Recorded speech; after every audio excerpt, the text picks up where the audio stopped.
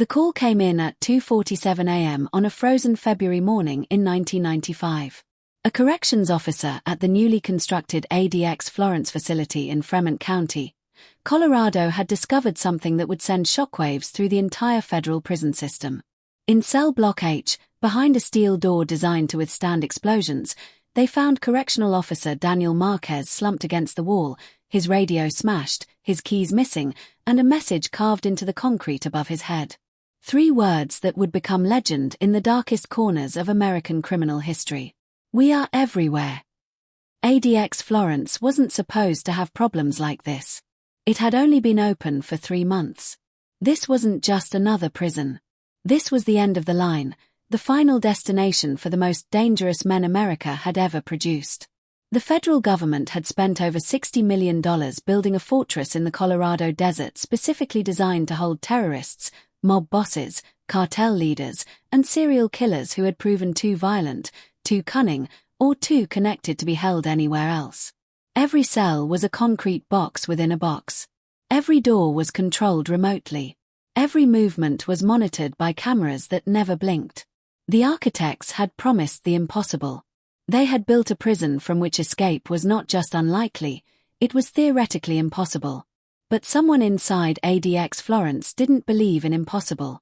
FBI Special Agent Sarah Reeves arrived at the prison as dawn broke over the Sangre de Cristo Mountains. She had been pulled from a kidnapping case in Denver, told only that there had been an incident requiring immediate federal intervention. What she found when she stepped through those reinforced doors was a crime scene that defied logic. Officer Marquez was alive, barely, rushed to a hospital in Pueblo with a skull fracture and no memory of the attack. But that wasn't what terrified the warden. What terrified him was the impossibility of what had happened. The surveillance footage showed nothing. Between 2:15 a.m. and 2:45 a.m., every camera on cell block H had gone dark simultaneously. Not broken, not covered, just dark. When they came back online, Marquez was on the ground and his attacker was gone. The cell doors, each requiring a unique electronic key code changed daily, were all still locked. Every inmate was accounted for in their cells. The corridor where Marquez fell was a dead end, sealed at both ends by doors that required biometric scans and dual authorization to open. There was no way in and no way out without leaving a digital trail. Yet someone had gotten to Marquez, brutalized him, and vanished like smoke. Reeves walked the corridor slowly, her footsteps echoing off concrete walls designed to swallow sound. She had worked organized crime in Chicago, hunted cartel enforcers along the Mexican border, and interviewed serial killers whose names still made headlines. But she had never felt anything like the atmosphere inside ADX Florence. It wasn't just the oppressive security or the sterile brutality of the architecture. It was the feeling that she was being watched by something more than cameras, that intelligence and malice were seeping through the walls themselves. The warden, a career corrections officer named Thomas Brightwell, met her in the security control room. His hands shook as he poured coffee he wouldn't drink. "Agent Reeves, I need you to understand something. The men in this facility are not normal criminals. We have the Unabomber. We have the Oklahoma City bombing conspirators. We have mafia dons who ordered hits from prison cells. We have terrorists who tried to bring down airliners. These are people who have spent decades learning how to manipulate systems, exploit weaknesses, and corrupt anyone who gets close to them." Reeves studied the bank of monitors showing rows of identical cells. "You think this was coordinated? Multiple inmates working together?" "I think this is a test," Brightwell said quietly. "I think someone in here is seeing if they can reach us. And Agent Reeves, if they can reach a corrections officer in the most secure wing of the most secure prison in America, they can reach anyone." The investigation moved quickly. Reeves interviewed every guard who had been on duty. She reviewed maintenance logs, visitor records, phone call transcripts. ADX Florence limited inmate communication to the point of sensory deprivation. Most inmates spent 23 hours a day alone in their cells. Phone calls were monitored and restricted. Mail was screened. Visits were conducted through reinforced glass. Yet as Reeves dug deeper, she found threads, connections that shouldn't exist. 3 inmates in different wings had received letters from the same law firm in the week before the attack. 2 others had been visited by a priest who was credentialed but whose church couldn't be verified. Small anomalies, easily overlooked individually, but together they formed a pattern. On her 3rd day at ADX Florence, Reeves requested access to the most dangerous wing, Range 13, where they kept the inmates too violent or unstable even for general population in a supermax. The warden hesitated, but authorized it. She walked down a corridor where the air itself felt heavy with malevolence, past cells holding men whose crimes had redefined the boundaries of human cruelty. At the end of the hall, in cell 13-7, she found him. Viktor Volkov, Russian arms dealer, suspected of supplying weapons to terrorist organizations on 3 continents. Connected to assassinations, bombings, and the disappearance of a federal prosecutor. He sat on his concrete bunk like a king on a throne, and when he smiled at her through the food slot in his door, Reeves felt her blood turn cold. "Special Agent Reeves," he said in lightly accented English. "I have been expecting you. Did you enjoy the message we left for your colleague?" Reeves kept her voice steady. "You're going to tell me what happened to Officer Marquez?" Volkov's smile widened. "Am I? Agent Reeves, you are standing in the most secure prison in the world, surrounded by the most dangerous men America has ever captured, and you still believe you are in control. That is adorable. Talk or I'll make sure you never see daylight again." "I already never see daylight, Agent. That is the point of this place. But I see other things. I see networks. I see opportunities. I see weakness." He leaned closer to the slot. "Tell me, how many guards work at ADX Florence? How many contractors? How many vendors deliver food, medicine, supplies? How many people touch this place every single day? You cannot build a prison that is truly isolated. And in every connection, there is an opportunity for influence." Reeves felt the ground shift beneath her understanding. "You're saying you have people on the outside. I'm saying that locks and concrete are meaningless when you understand human nature. Every man has a price. Every woman has a fear. Every system has a flaw. And I, Agent Reeves, have had many years to study these things." She was about to respond when her radio crackled. The warden's voice, tight with panic. "Agent Reeves, return to control immediately. We have a situation." Reeves ran back through the corridors, her heart pounding. When she burst into the control room, Brightwell was standing frozen in front of the monitors, his face ashen. "What is it?" He pointed at one of the screens. "Cell Block J. The newest wing, housing inmates still being processed into the facility." On the monitor, she could see a cell door standing open. Not forced, not broken. Simply open, as if someone had unlocked it from the inside. And the cell was empty. Who was in that cell? Reeves demanded. Brightwell checked his computer, his fingers trembling on the keyboard. When he read the name, the color drained completely from his face. Marcus Holt. Transferred here last week from Leavenworth. Former Special Forces, dishonorably discharged. Convicted of killing 3 federal agents during a raid on his compound in Montana. Expert in explosives, weapons, and tactical infiltration. Reeves stared at the empty cell on the monitor. "You're telling me that a man trained to break into secure facilities just walked out of a cell in the most secure prison in America?" "That's exactly what I'm telling you." But when they reviewed the security footage from Cell Block J, searching for any clue to how Holt had escaped, they found something that made the impossible situation infinitely worse. The timestamp on the video was wrong. According to the system, Marcus Holt's cell door had been opened not minutes ago, but 3 days earlier. At exactly 2:15 a.m. on the morning Officer Marquez was attacked. Marcus Holt had been loose inside ADX Florence for 72 hours, and no one had known. Agent Reeves stood in the empty cell, her flashlight cutting through the darkness. The concrete walls were bare except for a single detail that made her skin crawl. Scratched into the wall above the steel bunk, almost invisible unless you knew where to look, were coordinates. Latitude and longitude. She photographed them quickly, her mind racing. Marcus Holt hadn't just escaped his cell. He had left a message, a breadcrumb, and that meant this wasn't about freedom. This was about something else entirely. The lockdown was immediate and absolute. Every cell door in ADX Florence was physically inspected. Every inmate was accounted for and strip-searched. Every guard was interviewed and polygraphed. The facility went into what Brightwell called Code Black Protocol, a state of emergency that transformed the prison into something even more oppressive than usual. Movement stopped.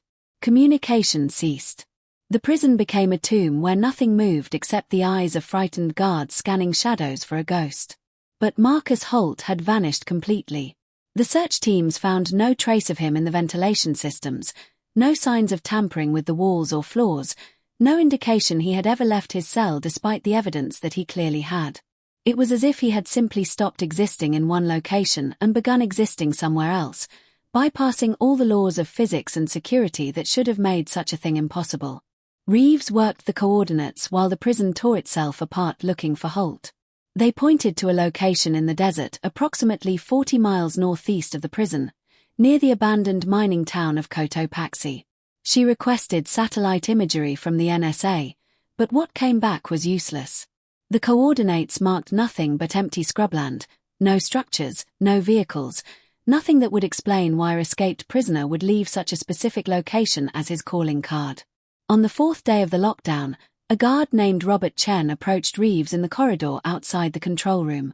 He looked exhausted, his uniform rumpled, his eyes bloodshot. "Agent Reeves, I need to talk to you. Privately." They met in an unused interrogation room. Chen locked the door behind them and stood with his back against it, as if afraid someone might burst in. "I think I know how Holt got out," he said quietly. "And if I'm right, we're in more danger than anyone realizes." Reeves leaned forward. "Talk to me." 3 weeks ago, we had a contractor come through to upgrade the security system in J Block. They were installing new biometric scanners, supposedly making the facility even more secure. The company was vetted, the workers were background checked, everything seemed legitimate. But I was on duty during one of the installations, and I saw something strange. One of the technicians, he spent almost an hour working on the cell door controls for Block J alone. When I asked what he was doing, he said he was calibrating the new sensors. But Agent Reeves, those sensors don't need an hour of calibration. They're plug and play. You think the technician planted something? A backdoor in the system? I think someone paid that contractor to give them access. And I think when they triggered whatever they installed, it opened Holt's cell and shut down the cameras at the same time. This wasn't an escape, Agent Reeves. This was an extraction. Someone on the outside wanted Marcus Holt free, and they spent a lot of money and planning to make it happen. Reeves felt the pieces clicking into place. Viktor Volkov's words echoed in her mind. Every system has a flaw. Do you have the name of the contracting company? Olympus Security Systems. Based out of Las Vegas.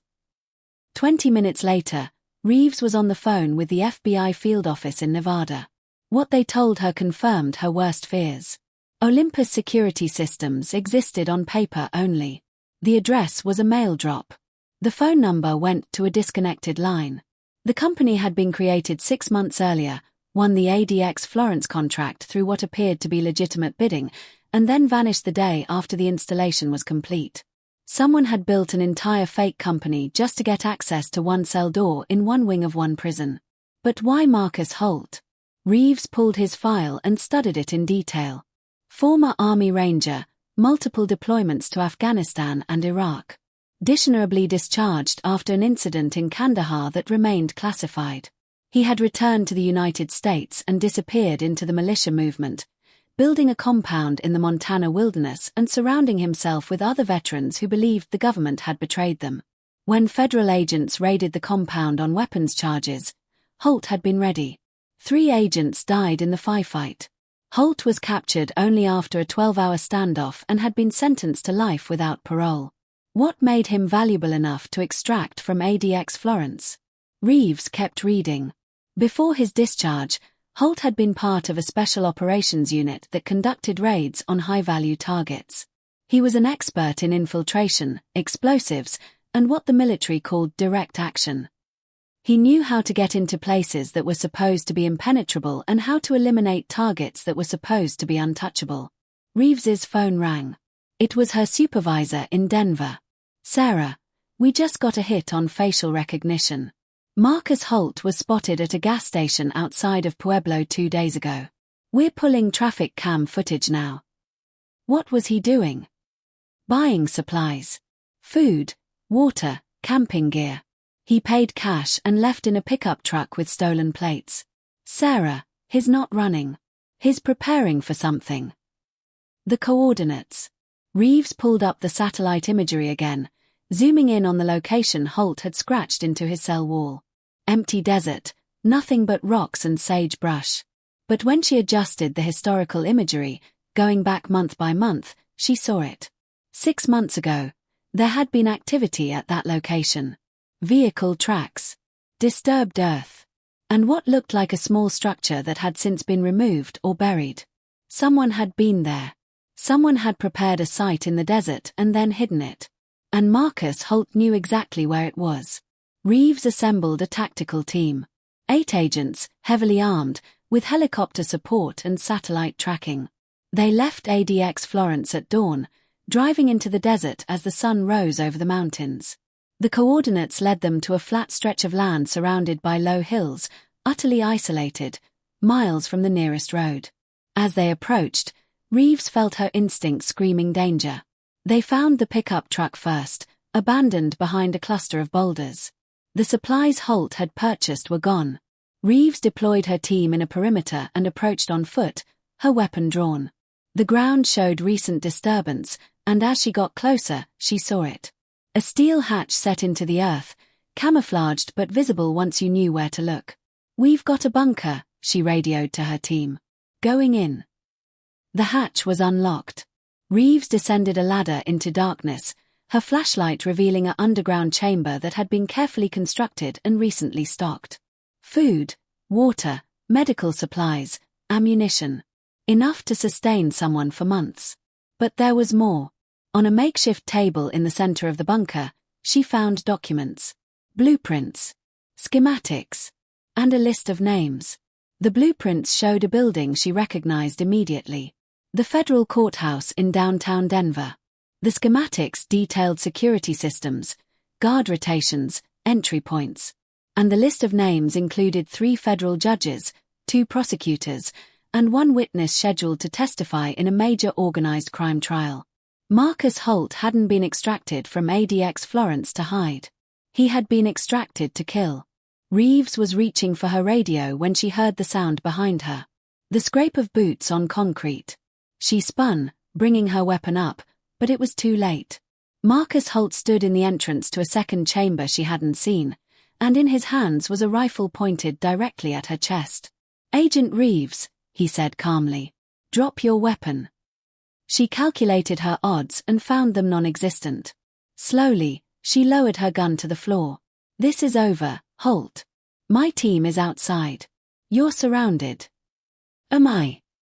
He stepped forward, his rifle never wavering. "Your team is about to have other concerns. You see, Agent Reeves, you're thinking too small. You think this is about me. You think I'm the threat. But I'm just the message." "What are you talking about?" Holt smiled, and in that smile Reeves saw something she had seen before in the eyes of terrorists and fanatics. Absolute certainty. Right now, at this exact moment, there are 17 men walking out of their cells in ADX Florence. Men like Viktor Volkov. Men who have been waiting for this moment, who have been planning and preparing and building networks while the world thought they were safely locked away. The extraction wasn't just for me, Agent Reeves. I was the test. And we passed. Reeves felt her blood turn to ice. "You're lying. Your phone is about to ring. 3, 2, 1. Her phone buzzed in her pocket. She pulled it out slowly, never taking her eyes off Holt. It was Brightwell. She answered. "Agent Reeves." The warden's voice was barely a whisper, thick with shock and horror. "We have a catastrophic security failure. Multiple cell doors have opened simultaneously across 3 wings. We have 17 inmates loose in the facility, and they're armed. I don't know how, But they have weapons. We have guards down. We need immediate backup. The phone slipped from Reeves's fingers. Holt lowered his rifle slightly. I told you. Locks and concrete are meaningless. Now, you're going to walk out of here and tell your team to stand down. Because if they don't, if anyone tries to stop what's happening at ADX Florence right now, there are people on the outside ready to execute targets all across this country. Federal buildings. Courthouses. The families of the agents who put these men away. We have a list, Agent Reeves. A very long list. And we have people in position. This is terrorism. This is revolution. The system thought it could bury us alive and forget we existed. But you can't bury ideas. You can't lock away influence. And you certainly can't stop what's already in motion. Reeves stared at him, her mind working frantically through impossible options. What do you want? Safe passage. For me, for the 17 men walking free right now, for everyone involved in this operation. We disappear, and the list stays inactive. You try to stop us, and Denver burns. Simple exchange. Before Reeves could respond, gunfire erupted from above. Her team had found the bunker entrance. Holt's expression didn't change. He triggered something on his belt, and Reeves heard a mechanical click echo through the chamber. That was a mistake, he said softly. The bunker began to shake. Dust fell from the ceiling. Somewhere in the walls, charges detonated in sequence. Holt had booby-trapped the entire structure. Reeves dove for her weapon as the world exploded around her, grabbing her gun and rolling toward cover as the ceiling began to collapse. She caught a glimpse of Holt disappearing into the second chamber, heard the slam of another hatch, and then everything was dust and darkness and the screaming of men caught in a death trap they never saw coming. When the smoke cleared and her team pulled her from the rubble, 3 agents were dead and Marcus Holt was gone. But worse, far worse, was the call that came through on her supervisor's radio as they stood in the ruins of the bunker. ADX Florence was burning. The helicopter banked hard over the desert, and through the window Reeves could see the column of black smoke rising from ADX Florence like a funeral pyre. Her ears were still ringing from the bunker explosion, her hands cut and bleeding, but none of that mattered now. The most secure prison in America had been breached from the inside, and the monsters they had promised could never escape were loose in the world. The pilot's voice crackled through her headset. Agent Reeves, I'm getting reports of multiple explosions at the facility. The National Guard has been activated. They're calling this a national security emergency. As they approached the prison, Reeves could see the chaos below. Emergency vehicles surrounded the complex, their lights strobing against the concrete walls. Smoke poured from the administration building. Armed response teams were staging at the perimeter, but nobody was going in. The radio chatter told her why. The inmates who had escaped their cells hadn't tried to flee the prison. They had seized control of it. The helicopter landed in a staging area half a mile from the main gate. Reeves jumped out and was immediately met by a scene of controlled panic. FBI, ATF, federal marshals, and local law enforcement were arriving by the minute. Command vehicles were being set up. SWAT teams were gearing up for an assault that everyone knew would be a bloodbath. In the center of it all stood Director James Walsh, the head of the Federal Bureau of Prisons, his face carved from stone. Agent Reeves, he said as she approached. Tell me you have good news. Marcus Holt is in the wind. The bunker was a trap. I lost 3 agents. She took a breath, tasting smoke and failure. Sir, this wasn't an escape attempt. This is a coordinated attack. They're not trying to get out. They're making a statement. Walsh gestured to a monitor showing feed from the prison's exterior cameras. They've barricaded themselves in cell block H. They have hostages, 12 corrections officers we know of. They've cut the main power and disabled the backup generators. We can't open the security doors remotely, and if we breach, they've promised to start executing hostages. Who's leading them inside? Viktor Volkov. He's been communicating through one of the hostage radios. He has demands. Reeves felt a chill despite the desert heat. What does he want? Walsh's jaw tightened. He wants to speak with you. Specifically. He says you're the only one who understands what's really happening. Agent Reeves, what the hell did you find out there? She told him everything. The fake security company. The planted backdoors in the system. The coordination between Holt and the inmates inside. The network of people on the outside ready to strike if their demands weren't met. As she spoke, Walsh's expression grew darker. This isn't just a prison break, Reeves concluded. This is the largest organized crime operation ever attempted on American soil. They've spent months, maybe years, setting this up. And they're not finished. A communications specialist approached with a radio. Agent Reeves, he's asking for you again. She took the radio, keyed the transmit button. This is Special Agent Sarah Reeves. Viktor Volkov's voice came through clear and calm, as if he were discussing the weather. Agent Reeves, I'm pleased you survived. I worried that Marcus might have been too enthusiastic with his explosives. 12 people are dead because of you, Volkov. How many more are you planning to kill? That depends entirely on your government's willingness to negotiate. You see, Agent Reeves, we have created what your military calls a mutually assured destruction scenario. If you attack this prison, my associates on the outside will activate. Federal buildings in 6 cities will be bombed. Judges, prosecutors, and witnesses will be eliminated. The chaos will be extraordinary. Or, you can give us what we want, and no one else has to die.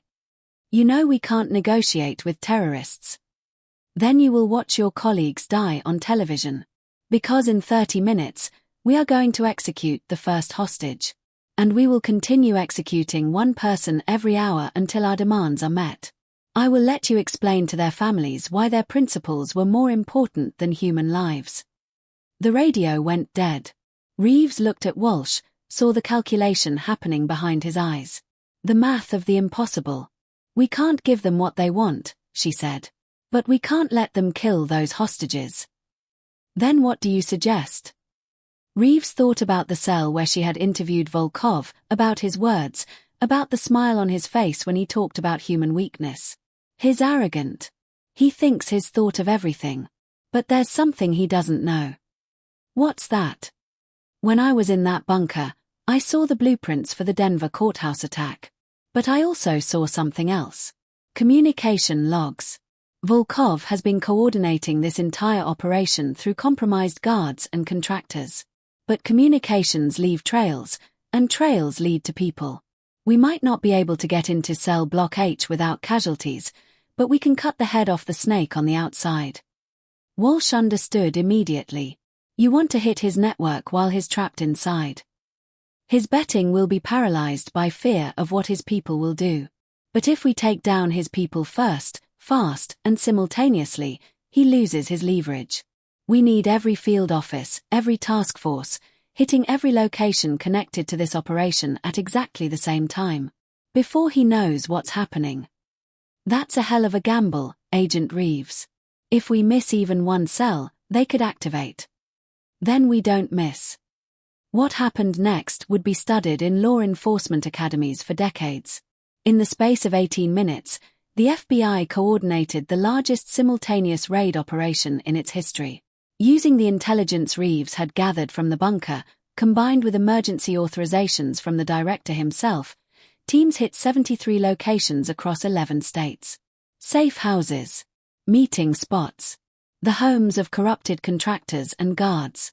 Every node in Volkov's network that they could identify. The radio chatter was constant. Target secured in Las Vegas. 2 suspects in custody in Chicago. Found explosives and target lists in Miami. One by one, the pieces of Volkov's plan were dismantled. But it wasn't perfect. In Seattle, a team arrived 30 seconds too late. The suspect had been warned somehow, had triggered a dead man switch that sent a signal. Federal agents in Portland intercepted a vehicle heading toward the courthouse, found it loaded with enough explosives to level a city block. They had been close. Terrifyingly close. Inside ADX Florence, Volkov must have realized what was happening. The radio crackled to life. His voice had lost its calm. Agent Reeves, what have you done? I took away your leverage. Your network is finished. Right now, 70 of your people are in custody. The rest are running. You have nothing left to bargain with. Then you have killed these hostages. No, Victor. You killed them the moment you thought you were smarter than everyone else. But here's what you didn't consider. This prison was designed to keep people like you contained. The doors you barricaded. They're not keeping us out. They're keeping you in. You've locked yourself in the most secure facility in America, surrounded by hundreds of armed federal agents, with no escape and no leverage. You didn't break out of ADX Florence. You just guaranteed you'll die there. There was a long silence. Then Volkov laughed, a sound like breaking glass. You think this is over. You think you have won. Agent Reeves, you have no idea what you have unleashed. There are others. There are always others. We are not the disease. We are the symptom. The system is broken, and men like me are the proof. Then you'll have a long time to think about that in solitary confinement. For the rest of your life. The tactical assault on Cell Block H came at midnight. Reeves watched from the command center as breaching teams moved in with precision, using cutting torches on the barricaded doors, flooding the corridors with flashbangs and tear gas.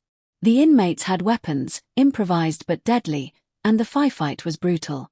But without their leverage, without their network, without any hope of escape, they were just men trapped in a concrete box fighting the inevitable. Viktor Volkov surrendered without firing a shot. When they pulled him out of the cell block in restraints, he looked directly at the camera feed Reeves was watching and smiled. It was the same smile he had given her days before, and it chilled her to her core because it said that somehow, despite everything, he still believed he had won. 11 of the 12 hostages survived. One corrections officer, a 23-year veteran named Michael Torres, had been killed in the initial takeover. His name would be added to the memorial wall at the National Law Enforcement Officers Memorial in Washington. His family would receive folded flags and condolences that could never equal the weight of their loss. Marcus Holt was captured 3 days later trying to cross into Mexico. He had made it further than anyone expected, but in the end, there was nowhere left to run. The desert he had tried to disappear into became his cage. The investigation that followed would take years. They discovered that Volkov's network had reached further than anyone imagined. Compromised guards in 5 different federal prisons. Contractors paid to install backdoors in security systems across the corrections infrastructure. Lawyers who carried messages. Priests who weren't priests. The rot went deep, and cutting it all out required rebuilding the entire system from the foundation up.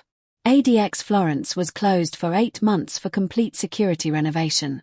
Every system was replaced. Every employee was revetted. When it reopened, it was with new protocols, new technology, and new certainty that no prison could ever be truly escape-proof as long as human beings were involved in running it. Reeves received a commendation from the director. She attended memorials for the agents and officers who had died. She gave testimony to congressional committees investigating the security failures. And at night, alone in her apartment, she thought about Viktor Volkov's smile and his final words. There are always others. 6 months after the siege ended, Reeves received a letter. It had been screened, X-rayed, and analyzed before being delivered to her office. Inside was a single sheet of paper with a message typed in neat, precise letters. You won the battle, Agent Reeves. But the war is eternal. Every prison has walls. Every wall has cracks. And in those cracks, we grow. You will see me again. Not as I am, but as what I have become. The system cannot contain what it cannot understand. Sleep well, while you still can. The letter was unsigned, but Reeves knew who had sent it. Viktor Volkov, writing from his new cell in a facility even more secure than ADX Florence, where he would spend the rest of his life in isolation so complete that psychologists warned it bordered on torture. But as she held that letter, Reeves understood the terrible truth at its core. Volkov was right about one thing. You couldn't just lock people away and pretend they had ceased to exist. They were still thinking, still planning, still finding the cracks in every system designed to contain them. ADX Florence held America's worst criminals, but it also held their rage, their intelligence, and their endless, patient determination to prove that no cage could ever truly hold them. She filed the letter in her case folder and returned to work. Because what else could you do? The monsters were real. The prisons were necessary. And somewhere, in cells scattered across the country, the worst of humanity sat in concrete boxes and plotted their next move. The game was never really over. It just paused between moves. And if you think this story ends here, you don't know how deep the criminal underworld truly goes. There are cases darker than this. Crimes that will make ADX Florence look like a warning shot. Hit that subscribe button, because what's coming next will change everything you thought you knew about justice. The question isn't whether you're ready. The question is whether you can handle the truth.